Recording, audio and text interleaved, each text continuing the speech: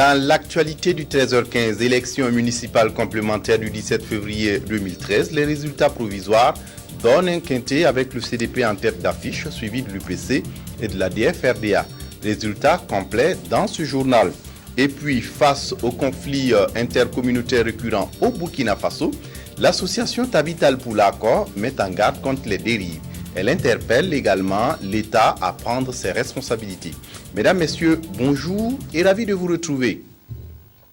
Pour ouvrir ce journal donc, direction le siège de la CENI, la Commission électorale nationale indépendante. Ce mardi après-midi, la Commission a procédé à la proclamation des résultats provisoires des élections complémentaires du 17 février dernier.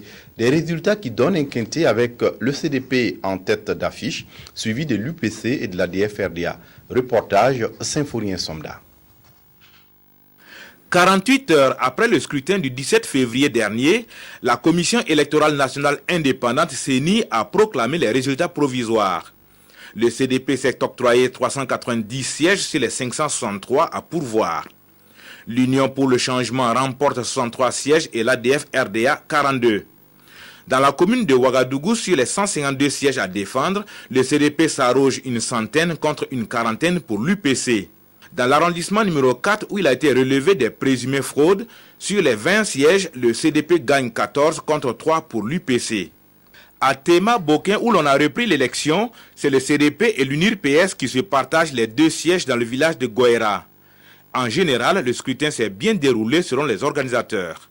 Sur le terrain, les choses se sont globalement bien passées, en tout cas sans heurts majeurs. Quelques incidents relevés ça et là par les partis en compétition ont été pour la plupart résolus. Du côté de l'UPC, les résultats sont appréciés. Vous avez appris qu'il y a eu des bulletins qui ont été pré-signés par des présidents de bureaux de vote qui ont été démis de leurs fonctions. Il y a des gens qui, le jour de l'élection, se sont présentés avec déjà des bulletins aussi pré-signés. Nous ne connaissons pas l'ampleur de ces fraudes, mais nous continuons à dire qu'il y aura changement quand le Burkina saura faire des élections propres. Quant aux partis au pouvoir, il faut se mettre au travail. Nous voulons saluer tous ceux qui ont donné leur voix aujourd'hui au CDP, que ce soit des sympathisants, que ce soit des militants, que ce soit toute la population, pour nous permettre de disposer du résultat que nous avons. Et nous voulons, au nom du secrétaire exécutif national du Congrès pour la démocratie et le progrès, saluer toute la population et saluer tous les militants qui ont participé à ce jeu démocratique. Il n'y a pas eu de violence et nous avons prouvé au niveau du Congrès pour la démocratie que nous maîtrisons la ville de Ouagadougou. Nous avons un bilan et nous voulons maintenant aller au travail. Le président de la CENI invite les partis politiques et les candidats insatisfaits à observer les dispositions légales en la matière pour les requêtes et éviter d'autres voies non réglementaires pour se faire justice. Et avant de poursuivre, à l'occasion de la cérémonie officielle de lancement des travaux de construction et de bitumage de la route Banfoura-Sendou, entrant dans le cadre des activités du projet d'enclavement du Millennium Challenge et Pointe Burkina Faso, placé sous le haut patronage de son Excellence, Monsieur le Premier ministre, chef du gouvernement, la Direction générale du protocole d'État convie les personnalités invitées au pied des pics de Sendou le jeudi 21 février 2013 à partir de 8h30. L'heure limite d'arrivée est fixée à 9h30, signé le directeur général du protocole d'État, ambassadeur Léon Youbari. C'est ce samedi que s'ouvre à Ouagadougou la 23e édition du FESPACO. Le ministère de la Culture et du Tourisme en charge de la tutelle de l'organisation s'affaire à quelques jours de la date à mettre les petits plats dans les grands afin que la fête soit belle. Hier, le ministre Baba Ama est allé faire le point des préparatifs au chef du gouvernement burkinabé. À sa sortie d'audience, il s'est confié à notre reporter Kadi Sanogo.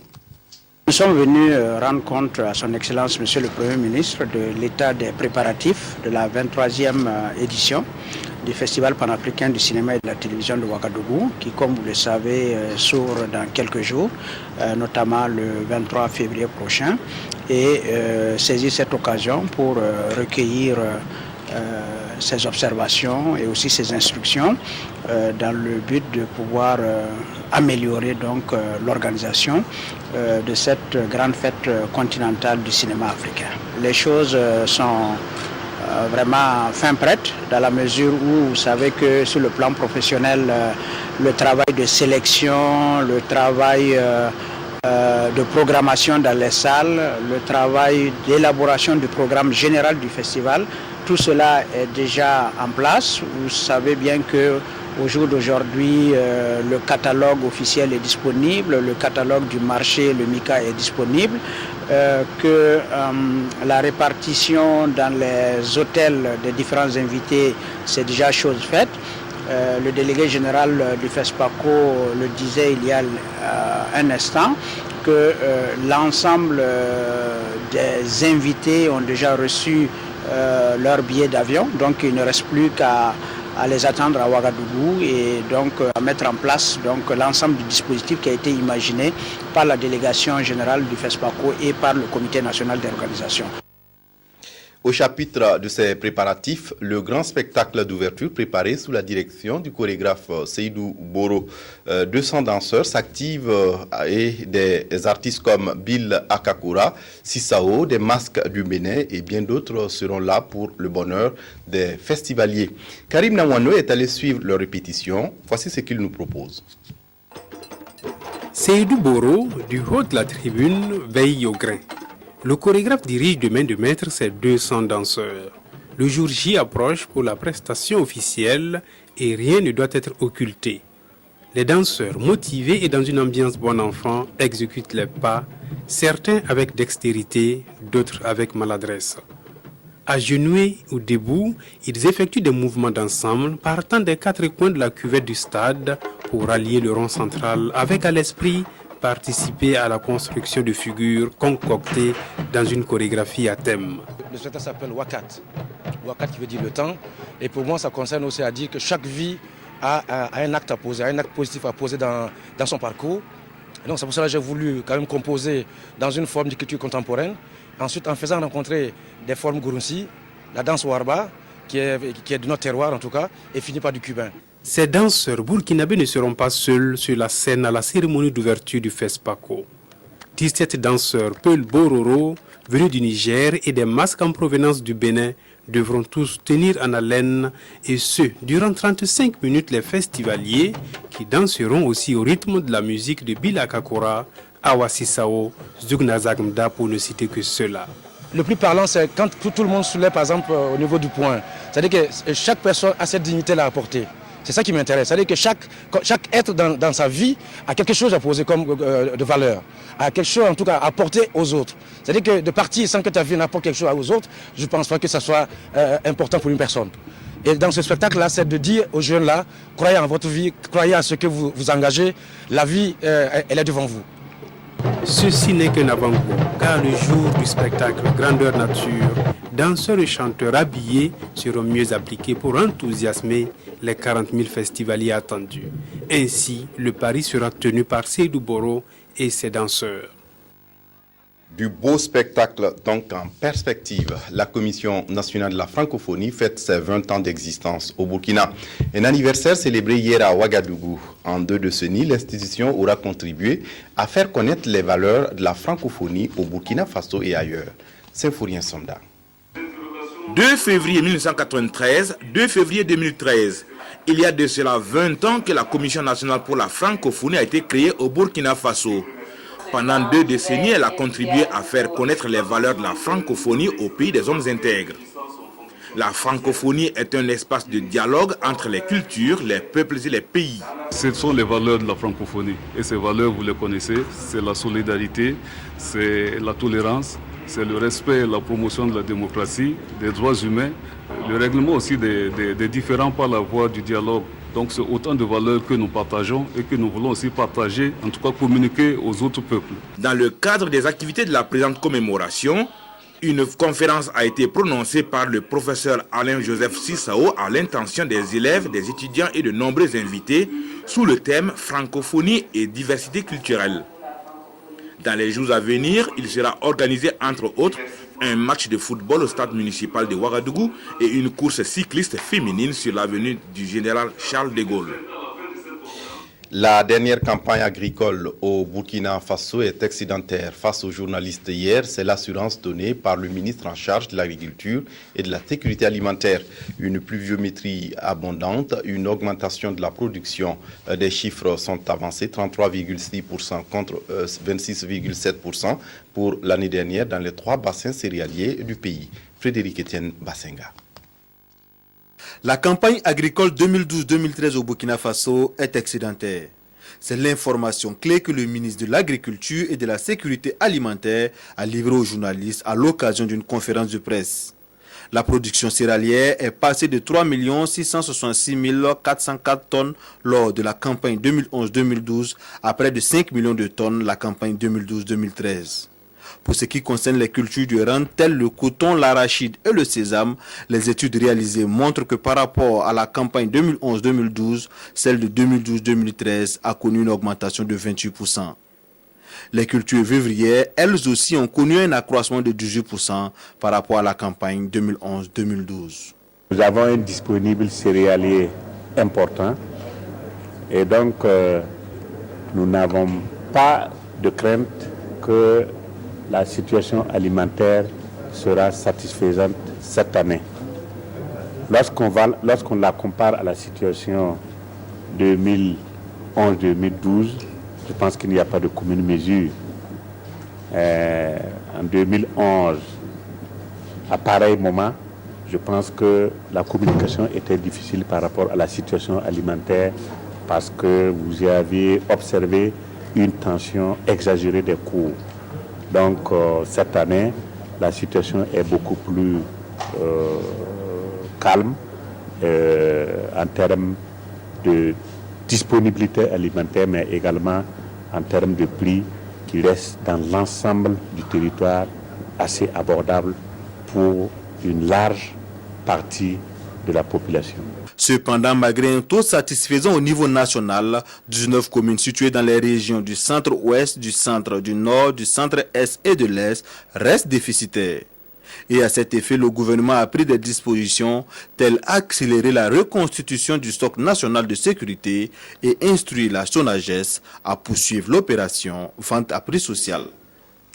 Ce bilan réjouissant de la campagne agricole ne doit pas faire perdre de vue que des conflits opposent souvent certains acteurs du monde rural. Des conflits liés à l'exploitation des ressources naturelles. Et hier à Koudougou, ces acteurs se sont retrouvés pour réfléchir sur des mécanismes à mettre en œuvre afin d'éviter ces conflits. Boukari Ouedraogo. À travers une démarche participative, le ministère des Ressources animales et halieutiques ambitionne de prévenir les conflits entre exploitants des ressources naturelles. C'est connu, les conflits entre agriculteurs et éleveurs sont légion et d'ailleurs, les statistiques donnent entre 2005 et 2011 4000 conflits, toutes choses qui incitent les différents ministères en charge de cette question d'adopter de nouvelles stratégies. Cette rencontre de Koudougou, 9e du genre, vise à informer les acteurs du monde rural sur les textes législatifs et réglementaires régissant l'exploitation des ressources naturelles. L'intérêt d'un tel atelier, c'est surtout permettre aux différents acteurs de faire une revue très critique des mécanismes qui existent pour une meilleure exploitation des ressources naturelles. Nous avons voulu que les différents acteurs revisitent les mécanismes traditionnels de gestion de ces conflits. C'est justement ce pourquoi il est associé à cette rencontre les anciens et les dépositaires du savoir traditionnel. Dans un jeu de débat direct et franc, agriculteurs, éleveurs, agents administratifs ont soulevé les problèmes qui existent dans la région du centre-ouest et surtout ont fait des propositions pour une exploitation rationnelle des ressources naturelles. Pour le ministre des Ressources animales, la cohabitation pacifique entre les différents acteurs du monde rural est possible si et seulement si l'on privilégie le dialogue. Le FODEL, Fonds du développement de l'élevage, a au cours de cette cérémonie accordé un prêt de 29 millions de francs CFA à quelques éleveurs de la région du centre-ouest. De son côté, le programme spécial de création d'emplois au Burkina a bouclé sa phase d'exécution de l'année 2012. Ce matin, les acteurs du programme se sont retrouvés pour un bilan des actions menées sur le terrain. Environ 80% des actions sont satisfaisantes. Abdourahmane Zongo. Le gouvernement burkinabé, dans ses efforts de lutte pour la réduction du chômage juvénile, par la promotion de l'emploi et de l'auto-emploi, a lancé le programme spécial de création d'emplois PSE. À cette rencontre entre acteurs, intervenants, partenaires et autres bénéficiaires du PSE, il s'agit d'évaluer le chemin parcouru durant l'année 2012. Au total, nous nous retrouvons avec un taux d'exécution de l'ordre de 78% de ce que nous avons prévu et envisagé de faire au titre de l'année 2012. Qu'est-ce qu'il faut renforcer au niveau du programme pour l'année 2013? Je pense que c'est d'abord le niveau même d'ambition que nous devons revoir pour offrir le plus d'opportunités possibles aux jeunes et aux femmes à travers donc ce programme, en faisant en sorte que nous puissions atteindre pleinement donc pour l'année 2013 tous les objectifs qui ont été prévus. Il s'agira également au cours de l'année 2013 de renforcer la gouvernance administrative et financière, la communication et la synergie entre les différents maillons faibles du programme spécial de création d'emplois pour davantage prendre en compte les aspirations de la jeunesse en quête de mieux-être. Et puis, la filière charbon de bois dans le sud-ouest préoccupe la direction régionale de l'environnement qui a entrepris des actions de sensibilisation. Ces actions concernent la carbonisation et les pratiques souvent peu catholiques. Explication, Sébastien Zongo. Le bilan de la production de charbon de bois dans la région du Sud-Ouest de 2011 à 2012 dévoile un gain de plus de 58 millions de francs CFA pour le trésor public, plus de 22 millions pour les communes locales et plus de 46 millions au groupement de gestion forestière. À ces chiffres s'ajoutent les actions de formation des acteurs pour la prise en compte de l'environnement dans la production de charbon. Il y a les formations en technique de protection de ces jaunes. Les formations en défriche contrôlée, ça veut dire que maintenant, pour défricher les champs, il y a des techniques. Donc, ils sont formés pour ça. Il y a des formations en matière de production de plants, ça veut dire qu'il peut produire pour restaurer les sols, ainsi de suite. Donc, ça veut dire qu'avec cette exploitation, on peut concilier l'exploitation du charbon, concilier la protection et la conservation des forêts ou des ressources naturelles. Les difficultés d'accès aux sites de production, la perte de recettes, dues à la non-maîtrise de la filière et des bonnes pratiques de carbonisation sont autant de difficultés citées et qui ont convaincu de la nécessité de mieux organiser la filière. Vraiment, ces gens de rencontre, vraiment, nous vous saluons très beaucoup. Ça nous plaît. J'espère que ces gens de rencontre se fait beaucoup. Ça va nous permettre de rapprocher aux forestiers et aussi de soumettre la loi. Agents de l'administration forestière, élus locaux ainsi que producteurs et grossistes transporteurs ont été tous d'accord pour adopter une programmation des activités de 2013 et un plan de suivi-contrôle de la filière charbon de bois dans le sud-ouest à l'issue de cette rencontre. Je vous le disais en titre, face au conflit intercommunautaire au Burkina Faso, l'association Tabital Poulako met en garde contre les dérives. Elle interpelle également l'État à prendre ses responsabilités. Yolande Lompo. Face à la presse, l'association Tabital Poulakou vient de lancer un appel pressant aux autorités pour que toute la lumière soit faite sur les massacres de Zabré et tous les autres en général. Elle invite également les acteurs politiques et toutes les parties prenantes à tout mettre en œuvre afin que soit bannie à jamais toute forme de manipulation ethnique ou identitaire au Burkina. Selon son président, l'une de leurs missions dépêchée le 7 janvier 2013 à Tinkodogo a pu apporter son soutien moral et matériel aux déplacés de Zabré. Et à ce jour, des efforts ont été déployés par les autorités pour permettre la réinstallation de ces derniers. Créé en 2006 et membre de Tabital Poulakou International, Tabital Poulakou Burkina, qui mène des actions de sensibilisation, a déjà entrepris des tournées à Gawa, Batié, Manga, Fada et Sapone, avec l'appui de ses partenaires que sont l'ambassade des États-Unis d'Amérique, la coopération suisse, le ministère des Droits humains et celui de l'administration territoriale et de la sécurité. Et puis, à l'étranger, au Kenya, 2 personnes ont été blessées après l'irruption d'un commando armé de pistolets et de machettes dans une villa de Malindi. Voilà, c'est tout pour cette édition. Merci de l'avoir suivi. Très bonne suite de programmes sur la RTB. Au revoir.